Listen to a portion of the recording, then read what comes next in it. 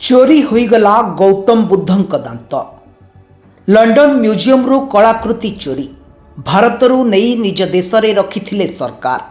भारतरू Britain को निया जाइतिबा अनेक कलाकृति एवं मूर्ति लूट होईछि। इंग्लैंड रो ब्रिस्टल रे थिबा एक संग्रहालय रु बड़ धरणर लूट होईछि। प्राय 600 टी प्राचीन कीर्तिराजी कलाकृति तथा मूर्ति एवं अनेक वस्तु को चोरी करि नैछन्ति लुटेरा।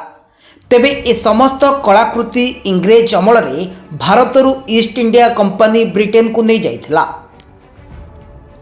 आभोन और सोमरेस्ट पुलिस रा कहिबा अनुसार सेप्टेम्बर 25 तारीख दिन 1टारू 2टा मध्य म्यूजियम रु डकायती होईछि। समस्त प्राचीन कलाकृति ब्रिटिश राज समय रे एठाकु आसिथिला। लूट समयर सीसीटीवी फुटेज मध्य जारी होईछि, ଯେଉଁଥିରେ 4 ଜଣ ସ୍ଥାନୀୟ ନାଗରିକ ନଜର ଆସିଛନ୍ତି। ଏମାନେ ହିଁ ମ୍ୟୁଜିୟମରୁ ଲୁଟ୍ କରିଥିବା ପୋଲିସ କହିଛି। ଯେଉଁ ସବୁ ସାମଗ୍ରୀ ଚୋରି ହୋଇଛି ତାହା ବହୁତ ଦାମୀ।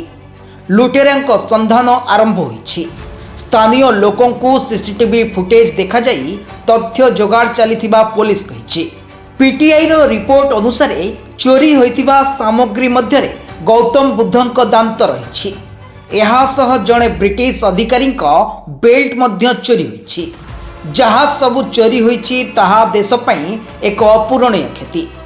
ए समस्त ब्रिटिश रो गौरवमय इतिहास को दर्शाई थाए। तेबे घटनार 2 मास जाए पुलिस कहीं चुप बसीथिला ताहाकु नहीं एबे मध्य प्रश्न उठुछि। Bureau report news alert 24x7।